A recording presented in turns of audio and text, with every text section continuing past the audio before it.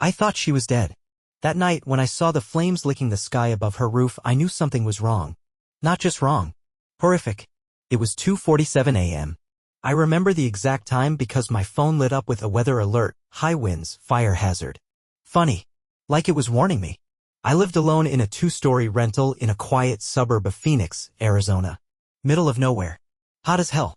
Nothing ever happened here. Until that night. Her name was Diane. Early 30s, divorced, quiet. She moved in 6 months ago. We barely spoke, just a few awkward nods when we crossed paths getting the mail or dragging trash bins to the curb. But that night changed everything. I was standing in my kitchen, drinking stale beer in my boxers, scrolling through Reddit. Just another sleepless night. Then I heard it pop. Like a small explosion. I looked out my kitchen window. At first, I thought it was a reflection. But no. The glow was inside her house. A flickering, angry orange that pulsed behind the curtains like a living thing. Then the smoke started. Thick. Black. Pouring out from under her eaves, crawling up into the night like ink in water. I didn't even think. I dropped the bottle, ran to the door barefoot, bolted outside. The air smelled like burning plastic and something else, something worse. Hair. Skin. Death. I remember screaming her name, even though I wasn't sure she'd hear me. I didn't even know if she was home. Diane. Diane, are you in there? No answer. But I could see movement inside. A silhouette. Stumbling. Collapsing. I ran to her front door. Locked. I kicked it once. Twice. Nothing. Then I picked up a garden gnome, one of those stupid ceramic ones, and smashed the front window. Glass shattered. Smoke billowed out like it had been waiting. I crawled through. Inside was chaos. Flames were chewing through the living room walls. Her couch was engulfed. The air was so thick I could barely breathe. But I saw her. She was lying on the floor, half conscious, one arm covering her face. Trying to crawl but not getting far. I didn't hesitate. I grabbed her under the arms and dragged her toward the window. She was heavier than she looked. Or maybe I was just running on fumes and panic. The fire was everywhere. It was like the house itself was trying to keep her. But I got her out. I don't remember how. Adrenaline is a hell of a drug.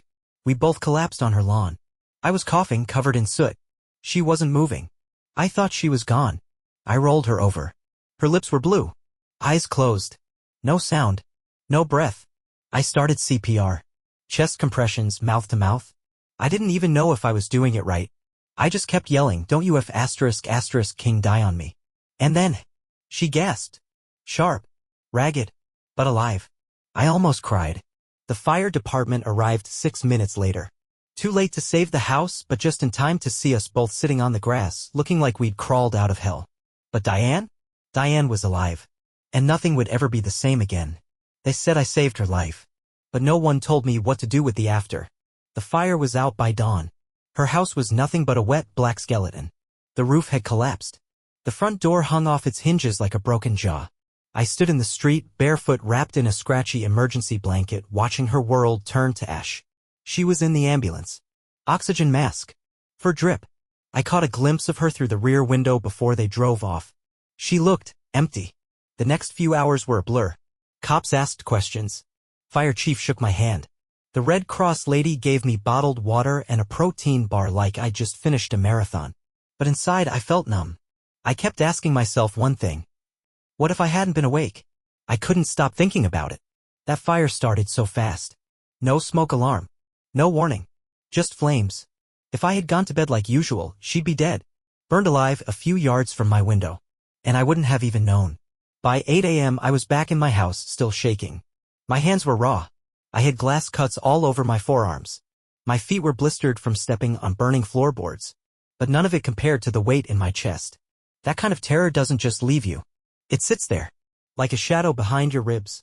A few hours later, the hospital called me. It was Diane. She asked for me by name. I didn't even know she knew my name. I drove over immediately. I had no idea what I'd say. I mean, what do you say to someone whose life you just dragged out of a fire? She was in the burn unit, but her injuries were minor.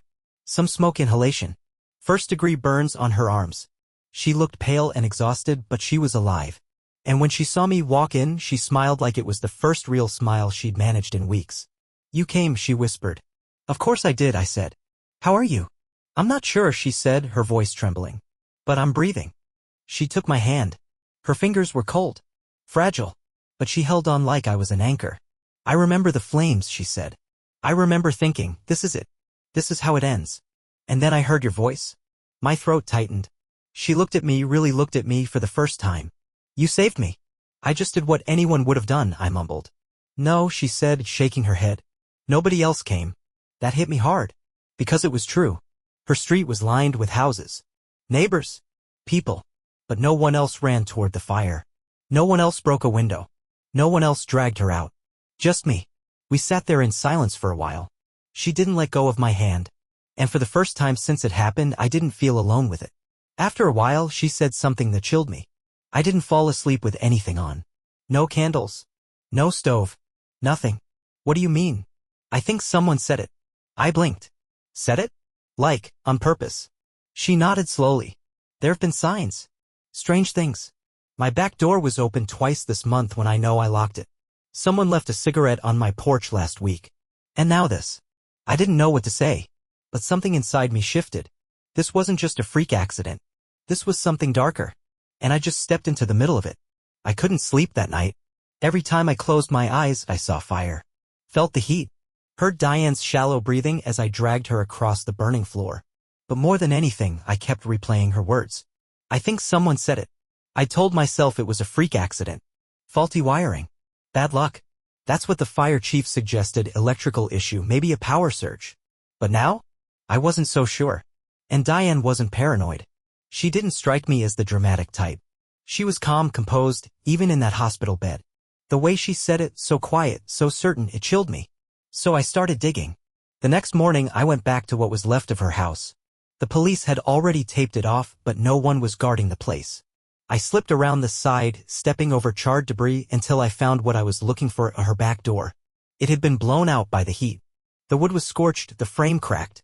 But something caught my eye. The lock. It wasn't melted. It wasn't even damaged. In fact, it looked picked, scratched around the keyhole. Tiny marks, almost invisible unless you were looking for them. I snapped a photo on my phone and backed out fast. That night, I knocked on Diane's hospital room door. She looked better. Color in her cheeks. Hair pulled back. But the moment I walked in, I saw it, the fear behind her eyes. I showed her the picture. She stared at it for a long time. That's not from the fire, she whispered. No, it's not. Her lip trembled. She pressed her fingers to her mouth like she was holding in a scream. I told them, she said. The cops. About the break-ins. The cigarette. The door. They took notes, said they'd look into it. But I could tell they thought I was just some crazy woman living alone. You're not crazy, I said. She looked up at me. You believe me? I do now. A tear slid down her cheek. And then she said something that flipped my stomach inside out. I think I know who it is. I leaned in. Who? My ex-husband.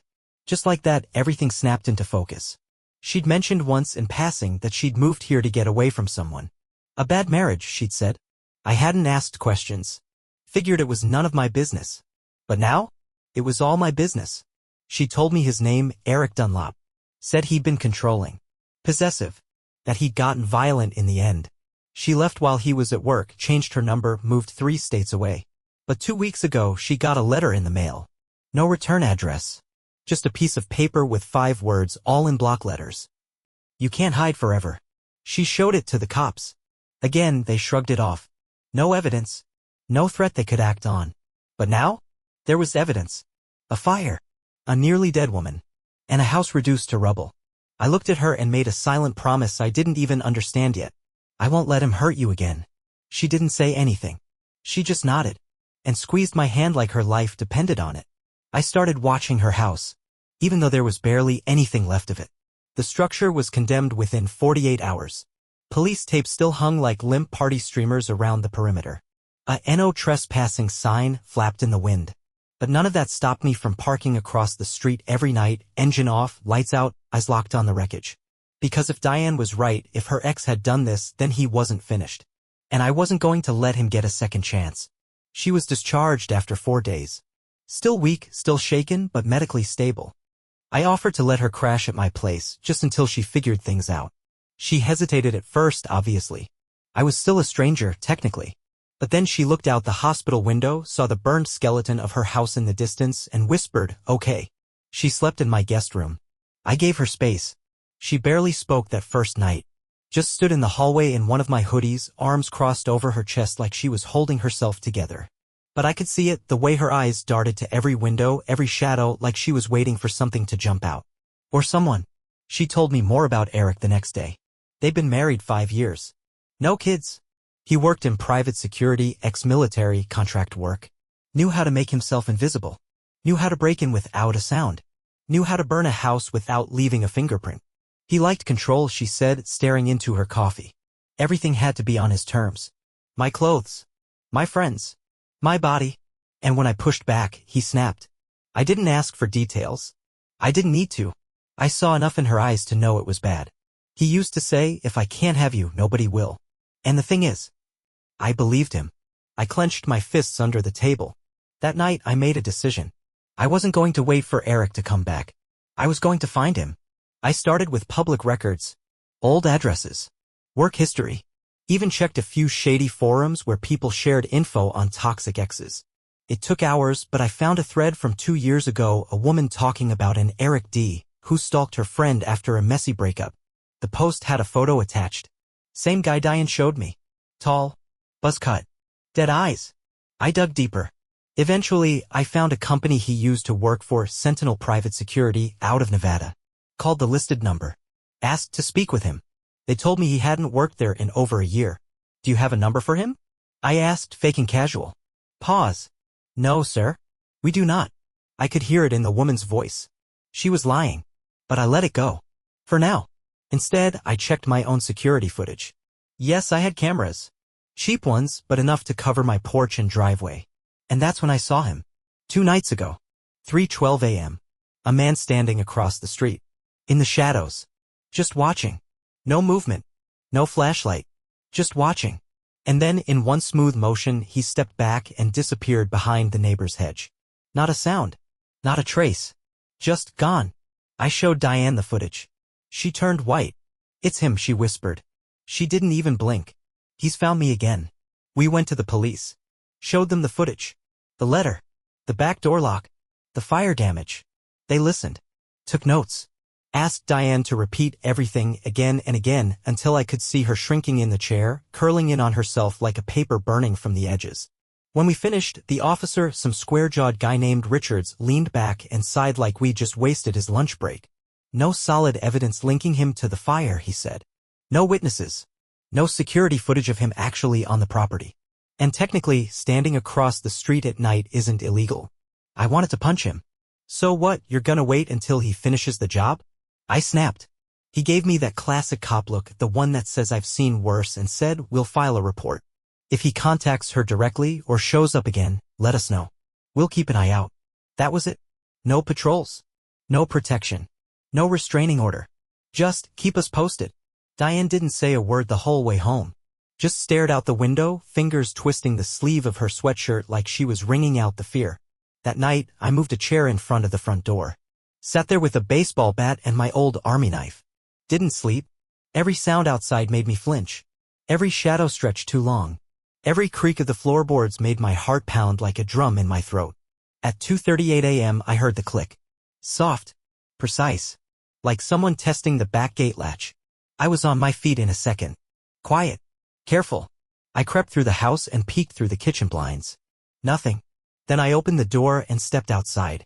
The yard was empty. Silent. But I felt it. Someone had been there. I walked the perimeter. Checked the gate. It was open. It was locked when I went to bed. My hands were sweating. I gripped the bat tighter, scanning every inch of the darkness. Then I saw it. Scratched into the wood of the fence, so shallow you could miss it unless you were looking. You're next. I froze. Every hair on my body stood up. He wasn't just targeting Diane anymore. He knew where I lived now. I ran back inside. Locked every door. Every window. Pulled Diane out of bed and showed her. She read the words. Her eyes filled with terror. But she didn't scream. Didn't cry. She just said one thing. He won't stop. And she was right. He wouldn't. Not until one of us was dead. I didn't tell her what I did next. Not because I wanted to lie. But because I had to. I waited until Diane fell asleep, finally passed out from exhaustion, her body still healing. Then I grabbed my keys, a flashlight, and my old army duffel. Slipped out the door without making a sound. I was done waiting. If the cops weren't going to do anything, I would. I drove through the night, headed straight for Nevada to the last known address I could find tied to Eric Dunlop. An apartment complex outside of Reno. Sleazy-looking place with flickering lights and overflowing dumpsters. The kind of place where no one asks questions. I parked down the block. Walked the last stretch on foot. Unit 3C. I stood outside the door, heart pounding. Every instinct told me this was reckless. Insane. But my mind was laser-focused on one thing.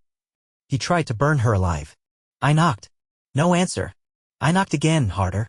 This time I heard movement. Slow footsteps. A pause behind the door. Then the door creaked open just an inch. A metal chain still locked it in place. A single I peered through. Cold. Flat. Familiar. What the F***K do you want? He said. I didn't hesitate. I know what you did.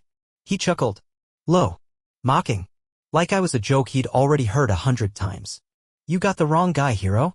I've seen the footage. The letter. The threats. You left your mark on my fence last night. The door slammed shut. For a moment I thought that was it, that he'd just blow me off. Then the door swung wide open. And there he was. Tall. Broad. Dressed in black. Not a hint of fear on his face. Just pure, calculated malice. You got proof, Boy Scout? I stepped closer. No, I said. But I've got fists. He grinned. Then he lunged. The first punch hit me square in the ribs. Knocked the air out of me. I stumbled, swung back, caught him across the jaw. He roared, not in pain but like it excited him. He tackled me. We crashed into the hallway wall. He went for my throat, but I twisted, elbowed him in the side, slammed my knee up hard between his legs. He dropped. I didn't wait. I pulled my knife, the same one I kept under my pillow, and held it to his throat. He stopped moving. His eyes locked on mine. Still no fear. You're not gonna do it, he said, smiling through bloody teeth. You're not like me. I don't have to be, I growled. I just have to make sure you don't come near her again. He laughed. Already too late? You think she's safe just 'cause you're playing watchdog? You have no idea who you're dealing with. I pressed the blade tighter. Try me. But then I heard it, footsteps coming from down the hall. A woman's voice. A door opening. I had to go. I stood up, breath ragged, and leaned in one last time. If she so much as sees your face again, I'll bury you myself. He just lay there, grinning. Like the devil I couldn't kill. I left. Got back in the car. Hands trembling. Heart in my throat. And as I drove, I realized something that scared me more than him. He didn't need to finish the job. Because the fear? The damage? It was already eating her alive. I didn't tell Diane about Reno. Not right away. When I got back, the sun was already rising. She was asleep on the couch, curled up in a blanket, the TV still playing some late-night infomercial. I stood there for a long moment, watching her breathe. She looked peaceful. But I knew it was just the eye of the storm. When she woke up, I made breakfast. Tried to act normal. Like I hadn't just driven 500 miles to threaten a man with a knife. Like I wasn't still tasting blood in my mouth from where Eric's ring caught my lip. She didn't ask where I'd been. Maybe she didn't want to know. But that afternoon, things cracked. It started small. I caught her going through my desk drawer. She jumped when I walked in, hands still inside, caught red-handed. She stammered something about looking for a charger, but I knew. I saw the panic in her eyes. She didn't trust me. And honestly, I didn't blame her. She'd been hunted. Burned. Lied to by the system. Why would she trust anyone? But it still hurt. I sat across from her and said, if you think I'm hiding something, just ask. She looked down at her hands. It's not that. I can't stop thinking someone's watching me. Every second. Even now. I softened. He's not here, Diane. She shook her head. He doesn't have to be. He's in my head. All the time. Her voice broke on the last word. And then she did something she hadn't done since the night I pulled her out of the fire. She cried. Not the quiet, single-tear kind. But messy, guttural, soul-breaking sobs. I sat beside her, wrapped my arms around her. She clung to me like a drowning woman to driftwood. I'm sorry, she kept whispering. I don't know how to be normal anymore. You don't have to be, I said. You just have to survive. She looked up at me. There was something in her eyes I hadn't seen before. Not just fear. Not just gratitude. Something more. And before I could speak, she kissed me. Soft. Hesitant. Like she was testing if she still could feel something real. I kissed her back. It wasn't about passion. It wasn't even about romance. It was about safety. For both of us. But when she pulled away, her face changed. Conflicted. Like she wanted to take it back. I shouldn't have done that, she said, standing up quickly. Hey. It's okay, eh? No. It's not. You've done enough already. More than anyone ever has. I don't want to drag you down with me. You're not dragging me, I said firmly. I chose this. But you didn't choose him. That landed like a punch. She was right. Eric wasn't just her problem anymore. He was mine too now. And if I wasn't careful, he'd take us both down. That night, I checked the cameras again. Nothing. No movement. No signs. No figure in the shadows. But I couldn't shake the feeling that we were being watched. Not anymore from outside, but from within. The next night, I had a dream. I was back in the fire. Smoke thick like tar choking my lungs. Walls melting around me. Diane screaming somewhere in the distance. But no matter how fast I ran, I couldn't reach her. And when I finally did it wasn't her lying on the floor. It was me. Burned. Charred. Eyes open. Mouth wide. Silent. I woke up gasping, drenched in sweat, fists clenched so tight my nails had broken the skin. Diane was already awake. Sitting on the kitchen floor in the dark. Legs crossed. Eyes wide open, staring into nothing. You okay? I whispered. She didn't answer right away. Then softly, I thought I heard the smoke alarm. I checked it. Nothing. No light. No beep. Dead battery. But I didn't say that out loud. Not after everything. The last thing she needed was another reminder of how close she came to dying. We'll get a new one, I said. Tomorrow. She nodded, still staring into space. I helped her back to bed, but she didn't sleep. Neither did I. We were both prisoners now, not of Eric, but of what he'd done to us. By the next afternoon, the tension had become unbearable. I paced the house like an animal in a cage. I checked the locks, the blinds, the backyard. Again and again. Something felt off. And then I found it. A matchbook. On the windowsill in the guest bedroom. White. Cheap. From a truck stop chain in northern Nevada. Not my matchbook. Not Diane's either. I held it up to the light. My fingers started to shake. He'd been inside the house. I ran through everything in my head. I never left the door unlocked. Never kept the windows open. But still somehow he'd been here. I showed it to Diane. She stared at it like it was a loaded gun. He's playing with us, she whispered. Like a cat with a mouse. I'm calling the cops, I said. But as I picked up my phone, she grabbed my hand. Wait. I looked at her. I want to do something else first. What? She took a breath. Her hands were trembling, but her eyes were hard. I want to trap him. I blinked. What are you talking about? If he's coming into this house, she said slowly, then we make sure the next time we're ready. At first, I thought she was losing it. The trauma, the fear, the paranoia, it was all too much. But then I saw the fire in her eyes. Not fear.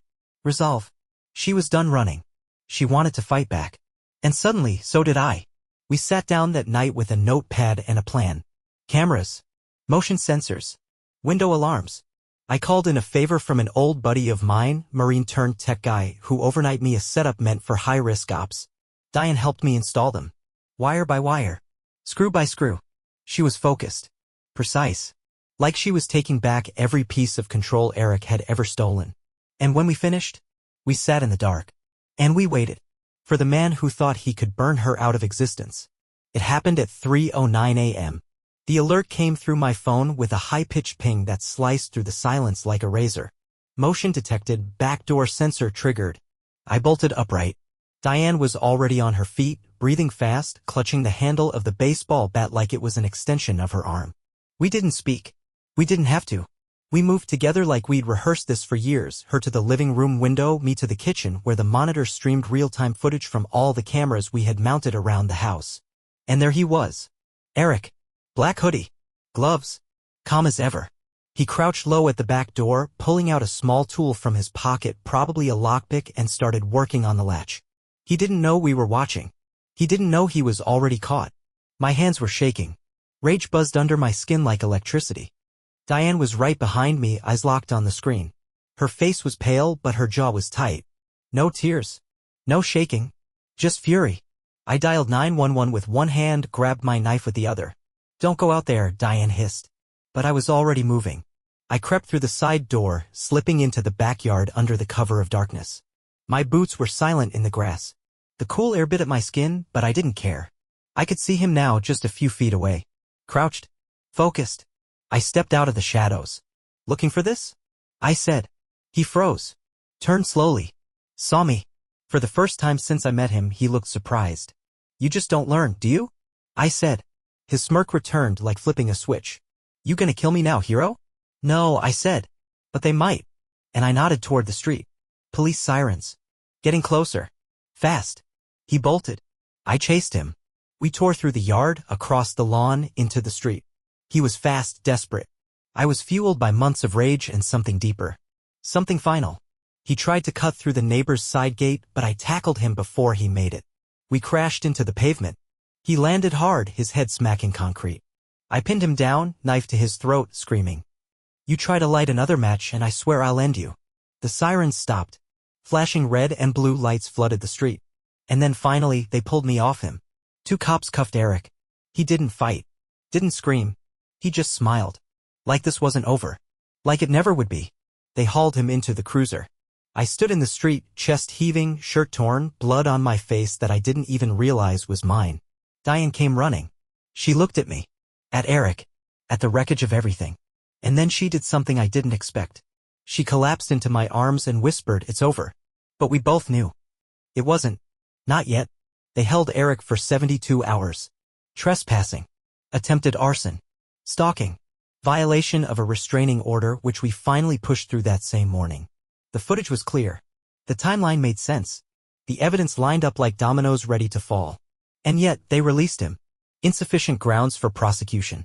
Lack of intent to commit a violent act. He never lit a match. Never broke the lock. Never made a direct threat, not one they could prove in court. Diane got the call from the detective. I watched her face drain as she held the phone to her ear, nodded slowly, said nothing, then hung up and walked into the bathroom without a word. I heard the faucet run for a long time. Water masking the sound of her breakdown. That night, something broke in me. I realized the system wasn't built to prevent anything. It only acted after the damage was done.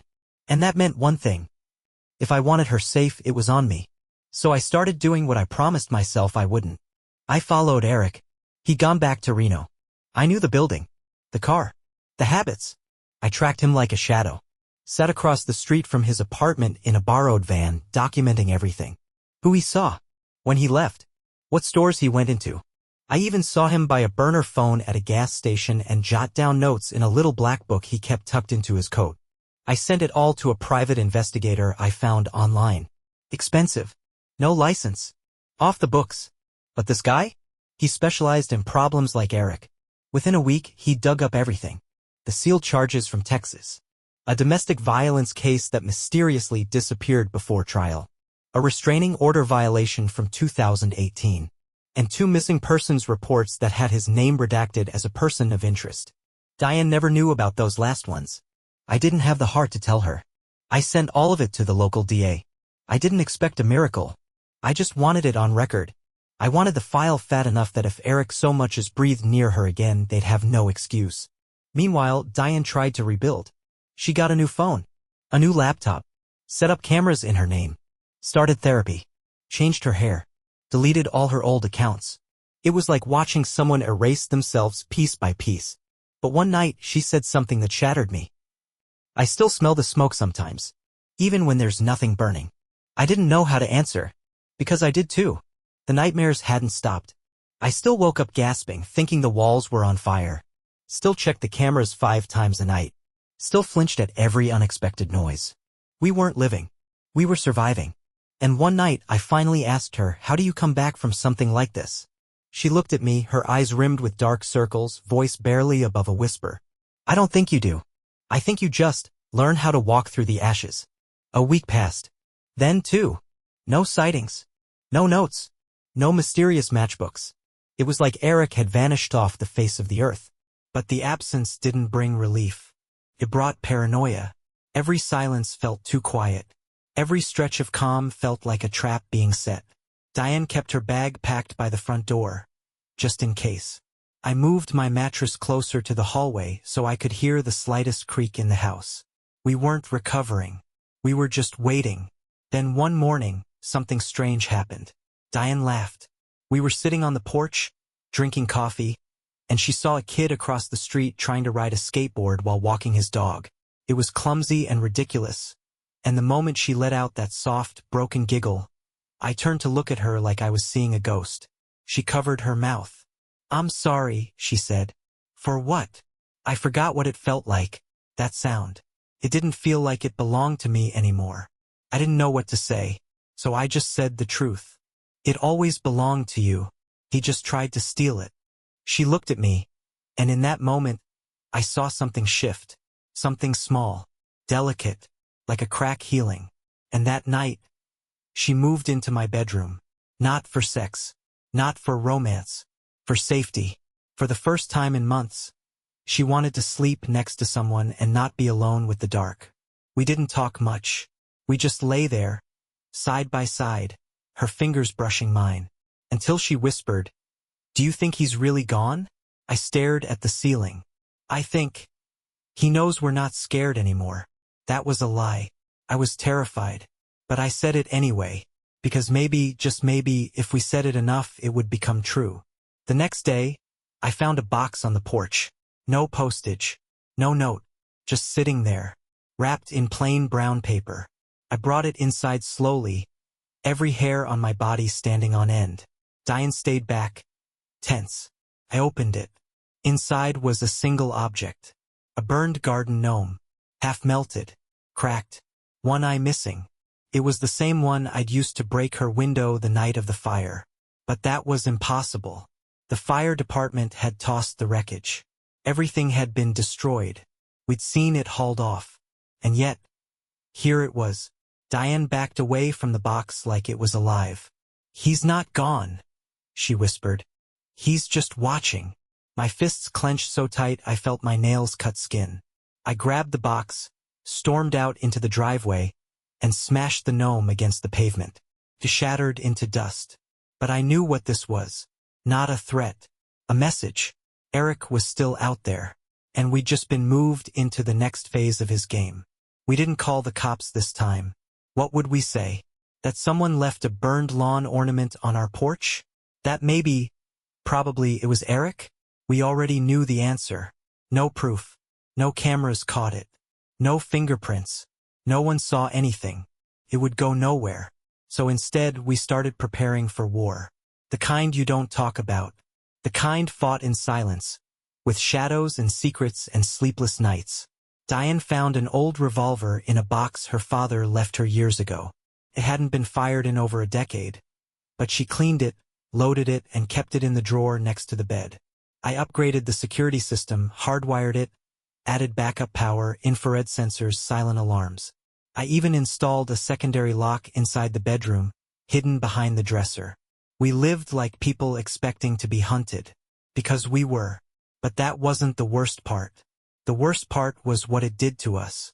Diane barely spoke some days. She would sit by the window watching the street for hours.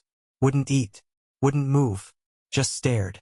And when I tried to touch her, to remind her she was safe, she flinched like I was made of fire. One night, I found her scrubbing the kitchen floor at 2 a.m. Hard. Like she was trying to erase something only she could see. "It's not coming off," she muttered.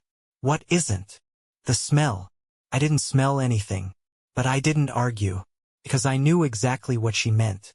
That night, we argued for the first time. It started with something small. She wanted to board up the windows permanently. I said it was too much. That we needed sunlight, needed something to feel normal. She snapped. "Normal? Normal? You think a sunbeam's gonna fix what he did to me?" I didn't respond fast enough. So she kept going. "You're not in this like I am. You didn't live with him. You didn't wake up every day wondering if it was the day he'd finally put his hands around your throat and not let go." Her voice cracked. My chest felt like it was caving in. I stepped toward her. "I know I'll never understand what it was like for you. But don't say I'm not in this. I am. I've been in it since the night I dragged you out of that fire." She opened her mouth, then stopped. All that rage, all that pain just collapsed. And she whispered, "I'm sorry." We held each other for a long time, but something had changed. It wasn't trust. It was something colder. A new rule between us, unspoken but carved deep. Never let your guard down. Not even for love. Because love could get you burned. 2 weeks of silence. No more boxes. No more motion sensors tripped. No new notes. No sightings. You'd think that would bring peace. But for us, the quiet was louder than anything.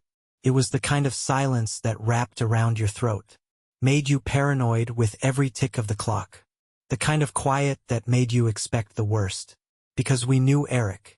And if he wasn't showing up, it meant he was planning something. Diane started sleeping with the revolver on her chest, like it was a teddy bear. I stopped locking the bedroom door, not because I felt safe, but because I wanted to be able to move fast. We were waiting for the punch we couldn't see. Then something new. It started with the smell. Smoke. Not strong. Not thick. Just a hint of it. In the hallway. In the vents. Like someone had lit a cigarette, let it burn for 2 seconds, then snuffed it out. Diane smelled it first. "I swear I'm not crazy," she whispered, sniffing the air like a bloodhound. "I smell it too," I admitted. We tore the house apart, checked every outlet, every appliance. Nothing. We called the gas company. Clean. No leaks. No reason. Unless you counted the obvious one. He was doing it again. Getting into the house. Leaving his scent. His calling card. Not to hurt her. Not yet. Just to remind her. I still can. That night, Diane snapped. I found her in the attic with a hammer, tearing out the insulation. "He's in the walls," she kept saying. "He's hiding in the F****king walls." She was crying, covered in fiberglass and dust, hands raw and bleeding from swinging too hard. I pulled her down, held her until her breathing slowed. "I can't do this anymore," she whispered. "He's everywhere." I didn't have an answer, because I felt it too. I started hearing things. Footsteps on the porch that disappeared when I opened the door. Knocking on the walls, 3 sharp taps that stopped when I got close. A voice once, outside my window at 4 a.m. Just one word. "Boo." I thought I imagined it. Until Diane turned to me the next morning, pale and trembling, and asked, "Did you hear him say it too?" She'd heard the same thing. Same word. Same voice. He wasn't just stalking us anymore. He was breaking us down, piece by piece. And the worst part? It was working. I stopped shaving.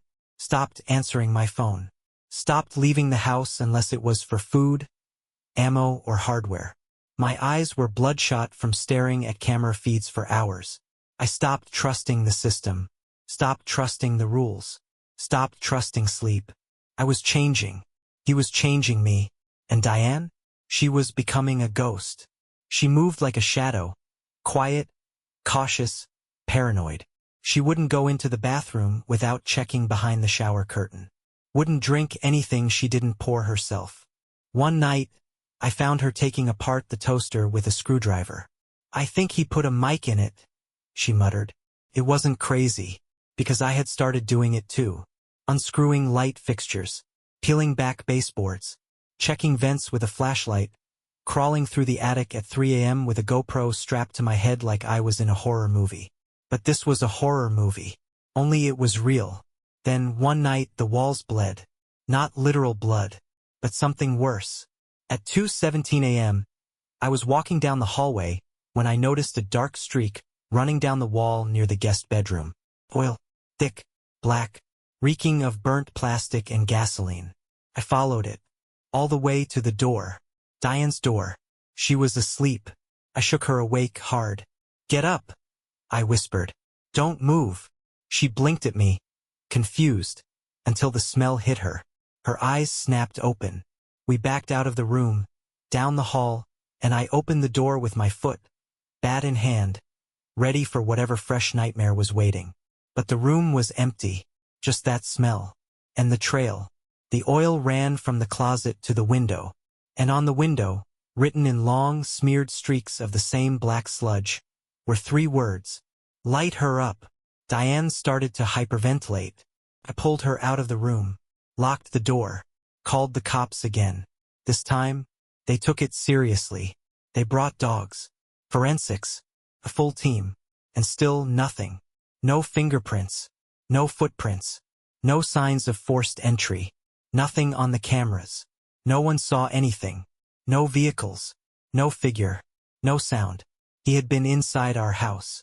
Again. And we hadn't heard him. He was getting better. Bolder. And now? He wasn't playing anymore. He was preparing. This was a warning. The next time, he wasn't going to write on the walls. He was going to burn her alive. For real this time. And maybe me too. That night we didn't speak. We just sat in the living room, side by side, both armed, both wide awake. The smell of gasoline still clung to the air like a memory we couldn't scrub away. Every sound made us flinch. The fridge, the wind, the occasional pop of the heater. It all felt like him. Like Eric was in the walls, in the pipes, inside our heads. At some point, Diane said something that cracked something in me. I'm ready for it to end. I turned to her, heart in my throat. What do you mean? If he's gonna kill me, she whispered. I'd rather he just do it. I'm tired of living like I'm already dead. That's when I knew. We couldn't wait anymore. We couldn't hide or build better locks or scream into the void of a broken justice system. We had to end this. I spent the next morning calling every person I knew who owed me a favor. Old army buddies, security contractors, guys who'd seen real evil and didn't blink. One of them, Jace, said 6 words I'll never forget. You want him gone? I can help. We met in a diner 2 towns over. Jace slid me a small burner phone and an envelope. Inside was a single sheet of paper. A name, a number, an address. Guys off the books. Cash only. No questions. He won't kill him, Jace said. But Eric won't walk right for a while. You sure about this? I didn't even hesitate. Yes, because the law wouldn't protect her. But I would. I drove home, expecting the same tension, the same haunted silence. But Diane was different. Calm, collected, a strange stillness in her eyes, like the chaos had finally quieted something inside her. I want to do it too, she said. I blinked. Do what? Whatever you're planning. I want in. I started to argue, to protect her, but she shut it down fast. He took my life, my home, my identity. You think I'm going to sit here while someone else reclaims it for me? I couldn't argue with that. So I handed her the burner phone. Together we called the number. It rang twice. Then a voice, deep, calm, indifferent, answered. Yes, I have a problem, I said, and I want it gone. What's the address? We gave him Eric's last known location. The man didn't ask for money up front. No threats, no promises. Just, it'll be done by the weekend. Diane hung up the phone and exhaled like she'd been holding her breath for months. That night we slept. Actually slept. No alarms. No weapons. Just silence. And in the morning something was different. It wasn't just the peace. It was the clarity. We were crossing a line. No more waiting. No more running. This was war. And we had just declared it. The call came at 4:12 a.m. One ring. Then silence. That was the signal. It was done. I sat up in bed, heart pounding. Diane was already awake, her eyes locked on mine in the darkness. No words. Just that look. A question and an answer all at once. We both rose without speaking. Walked to the kitchen like ghosts. I poured 2 glasses of water. Our hands were shaking. We didn't know what done meant. Not exactly. We didn't ask. That was part of the deal. Jace called later that afternoon. No small talk. No greetings. He's in the hospital, he said. Alive. Barely. Skull fracture. For broken ribs. Punctured lung. Won't be walking for a while. And when he does, he'll remember. I swallowed the lump in my throat. Will it trace back to us? No. Then a pause. You did the right thing. I hung up. It didn't feel like the right thing. It felt like we had just become something else. Diane sat at the table, staring into her cup of tea. So it's over? I nodded slowly. It's over. But was it? Because that night I dreamed again. I was back in the fire. Only this time, Diane wasn't the one screaming. I was, and he was standing in the flames, smiling, untouched, whispering, I win. I jolted awake, cold sweat, gasping. She stirred beside me but didn't wake. I got up, walked through the house. Every light was on, every camera blinking, every sensor green. And still, I didn't feel safe. Because safety wasn't just about locks and alarms anymore. It was about freedom. And we hadn't tasted that in months. I thought that after Eric was broken, we'd feel something like peace. But peace doesn't come after violence. It comes after forgiveness. And neither of us was there yet. Diane started going to therapy twice a week. She'd sit in the parking lot for 10 minutes before going in, always gripping the revolver hidden in her purse. But she went. She was trying. Me? I buried myself in projects, reinforced the windows, rebuilt the backyard fence, put motion lights on the roof and a hidden panic button in the living room wall. Diane called it overkill, but I didn't care. It gave me something to control, because the truth was, he wasn't dead. And as long as he was alive, there was still a shadow over us. Still a chance that the monster would crawl out of whatever hole he was dumped into and come back. Even if he limped, even if he bled. Some men don't stop until they're buried. And some women don't sleep until they see the shovel. 1 week passed. Then another. Diane smiled again. It was small. Quiet. Like a flower pushing through scorched soil. But it was real. She started cooking again. Left the bedroom door open at night. We even went to a movie, first time out in public since the fire. She held my hand the whole time, eyes darting to every exit, but she stayed. And I thought maybe we made it. Until the letter came. No return address. Just a white envelope placed inside our mailbox, no stamp, no postmark. The handwriting was jagged. Familiar. One sentence. You broke my body but not my promise. I felt the blood drain from my face. I showed it to Diane. She stared at it for a full minute before folding it neatly, placing it on the counter, and saying nothing. She didn't cry. Didn't scream. She just walked into the bathroom and threw up. That night, I slept on the floor in front of the door, knife in one hand, phone in the other. Every shadow looked like him. Every gust of wind was a footstep. I called Jace the next day. You said he was in the hospital. He was, Jace growled. But the guy's a cockroach. Checked himself out AMA. Cops didn't care. No charges. Just another domestic in their file cabinet. I slammed the phone down so hard it cracked the case. He was out there. Again. Still. That night I set a trap. I placed a second mailbox down the street, fake, unregistered. Just to see if he'd drop another letter. I mounted a hidden camera inside it. Spent all night refreshing the feed, eyes bloodshot, nerves fried. And at 3:27 a.m. there he was. Eric. Moving slow, hunched, still healing, but alive. A limp in his left leg. Bandage on his face. But the same goddamn smile as he slipped a letter into the box and turned toward the house. He looked up at our window. Waved. Waved. Like this was a game. Like he wasn't afraid of consequences. Like he knew we wouldn't stop him unless we crossed the line again. I downloaded the footage, sent it to 3 different people, the cops, the private investigator, and Jace. Jace called me 10 minutes later. Want me to finish it this time? I didn't answer right away, because every part of me wanted to say yes. But I looked over at Diane, asleep on the couch, finally resting, finally healing, and I knew. If I gave that order, I'd lose her. Not physically, but morally. Because vengeance has a price. And sometimes it's the only thing more permanent than death. So I said the hardest word of my life. No. Jace sighed. You sure? Not even a little. But I hung up anyway. Because I realized something. Eric didn't want to kill her anymore. He wanted to own her fear. To make her become it. Forever. So I made a new plan. I wouldn't fight him with fists. I'd fight him with truth. And I'd use the one thing he never thought I'd touch, his past. The first thing I did was call the private investigator again. I need everything, I told him. Not just what he did to Diane. I want everything he ever touched that left a bruise. It cost me $5 grand. Worth every cent. 2 days later, I had a flash drive sitting in my lap. It felt heavier than a brick. Inside it? 17 pages of sealed files, suppressed court records, and forgotten accusations, enough to bury a man. Eric Dunlop had left a trail of women behind him. And not all of them had survived. 2 were missing.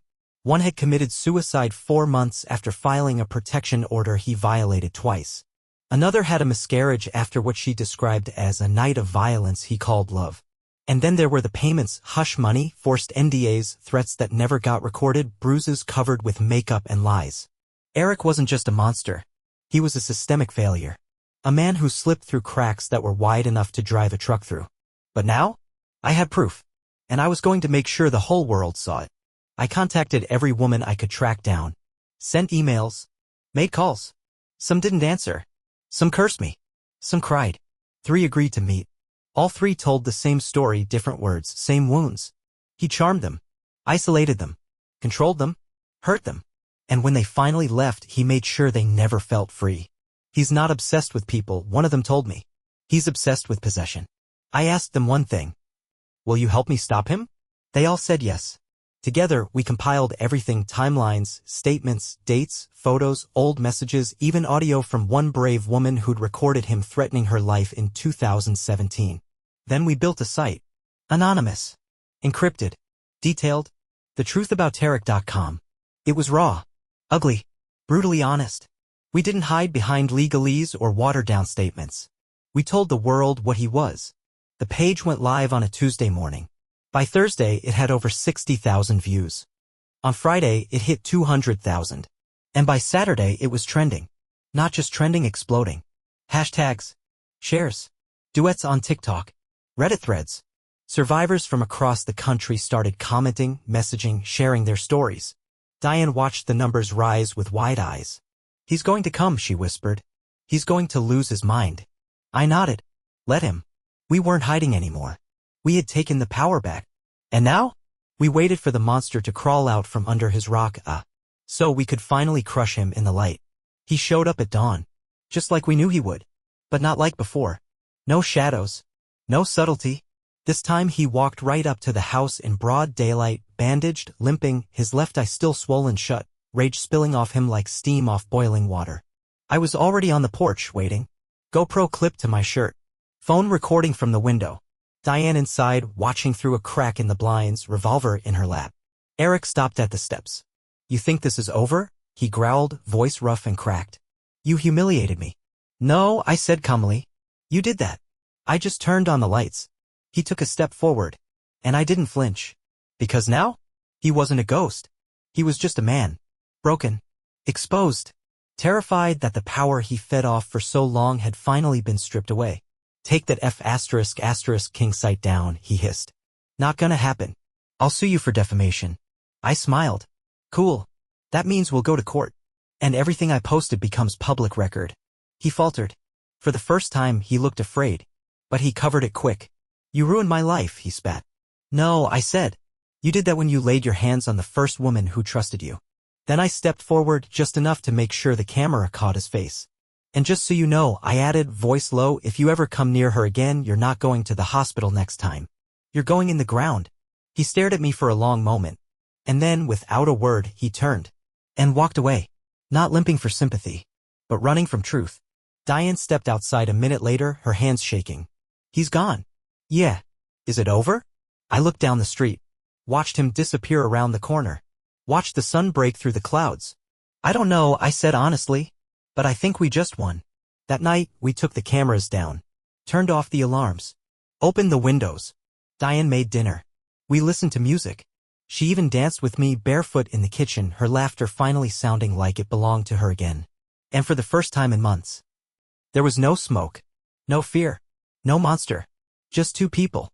Still scarred. Still healing. But free. 6 months later, we moved. New town. New house. New names on the mailbox. We didn't run. We chose to go. Because we realized something powerful. You don't survive someone like Eric by hiding. You survive by reclaiming your life on your terms. Diane got certified as a trauma counselor.